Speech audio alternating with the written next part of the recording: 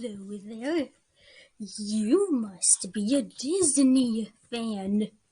Well, you're in company, so am I. If you're not, and you're here to see me bash this movie, leave this video now. I'm Trisha. I decided I'm going to start making movie reviews, and starting with Beauty and the Beast because it's my favorite Disney movie, and I've seen so many negative reviews on YouTube of this movie ranting about how bad it is, but this is going to be a positive review.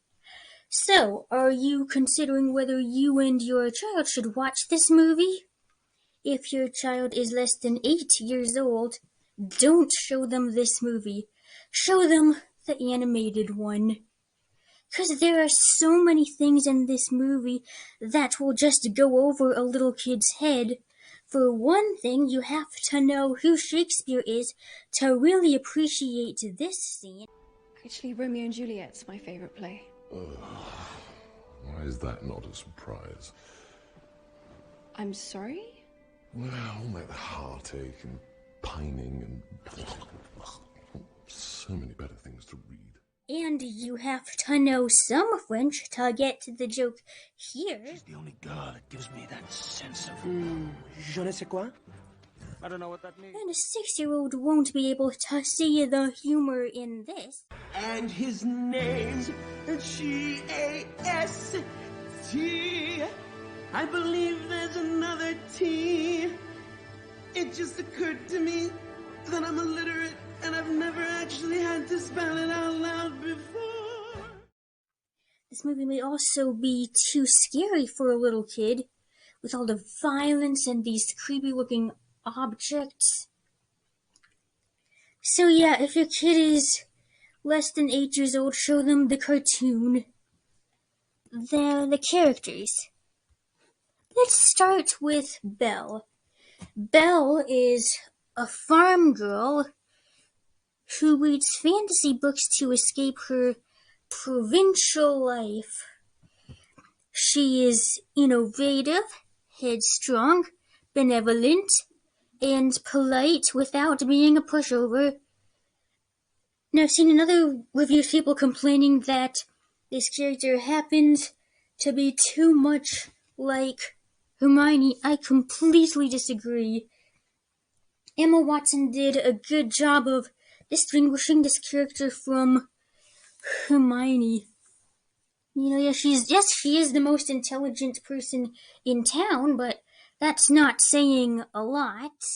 Good morning, Belle. Wonderful book you have there. Gaston is not only the greatest hunter in town, but also a war veteran. Gaston gives me Cal vibes. He is arrogant, snobbish.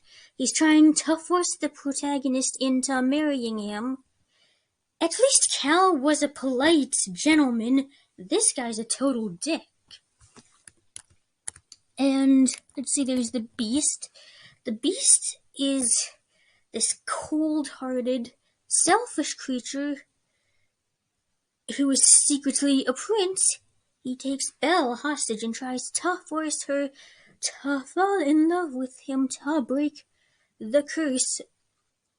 But as the story progresses, we find out that he became this way because his mother died and his father raised him to be cruel and selfish just like him. Speaking of fathers, that was Father Maurice.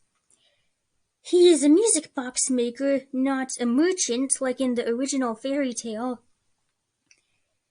He's a feeble old man who is very protective of his daughter and constantly reassures her that she is not odd. Lumiere is this charismatic candelabra who will treat you like royalty even if you're a peasant. Cogsworth is a broken mantle clock. Gruff and snarky, he is Lumiere's best friend and the Beast's loyal majordomo. The two escort her to her room, from which she tries to escape through the window, where she meets Mrs. Potts and Chip. I'll never look at teacups the same way again.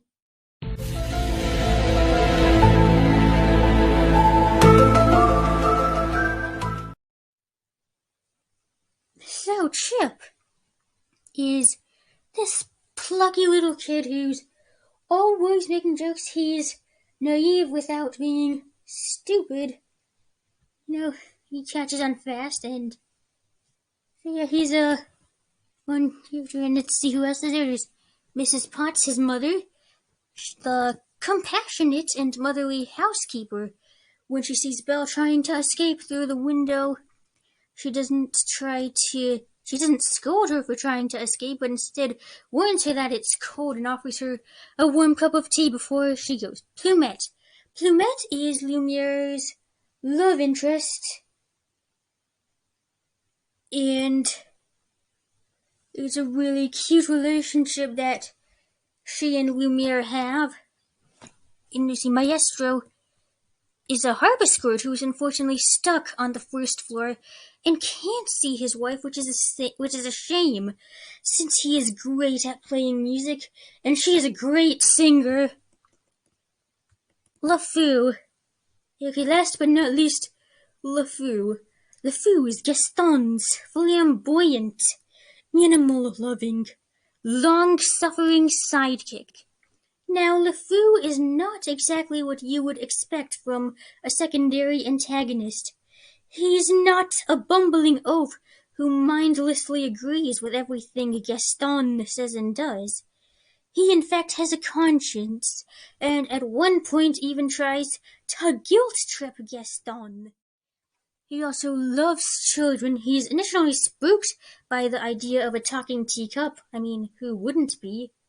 But when he sees how young Chip is, he greets him in a friendly way. Oh, hello there. You must be the talking teacup. Set design.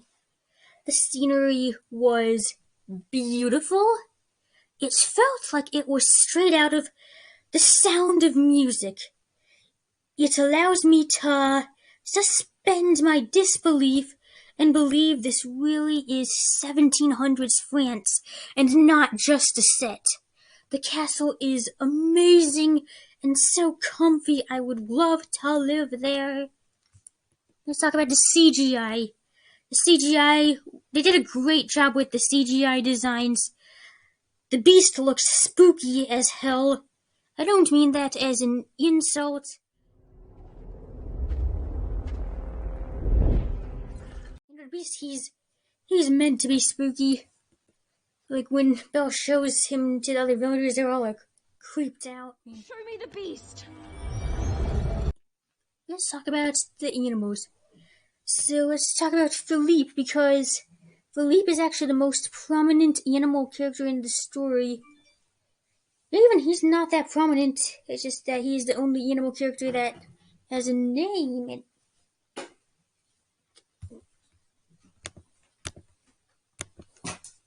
So the other animals in the story don't have names. I don't know, there's this donkey and this dog, well, it's actually not really a dog, it's just, a footstool. So anyway, Philippe is the one who takes Maurice to the castle where the Beast lives.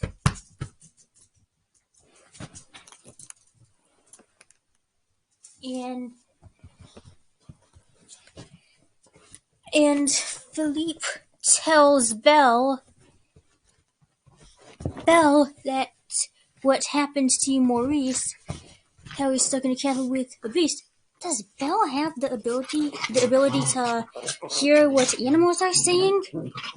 Is she the French version of Tarzan? If so, why can't we, the audience, hear what Philippe is saying? Anyway, Philippe tells her that Maurice is in trouble and takes her to the castle. So it's not like Tarzan or Homeward Bound, where the audience gets to hear what the animals are saying. But the animals in Beauty and the Beast do talk. But because the animals aren't main characters, we aren't given this Dr. Doolittle's perspective, and we can only guess what the animals are saying. I guess that makes it more like 101 Dalmatians. But even in 101 Dalmatians, there weren't any characters who have the ability to hear what animals are saying, so I guess it's really more like Into the Woods.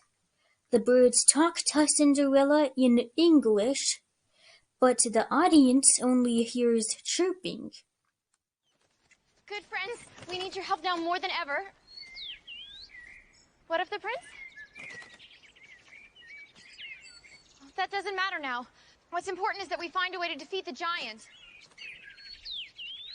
Yes! Thank you, birds! You can talk to birds? So yeah, that's how this movie is.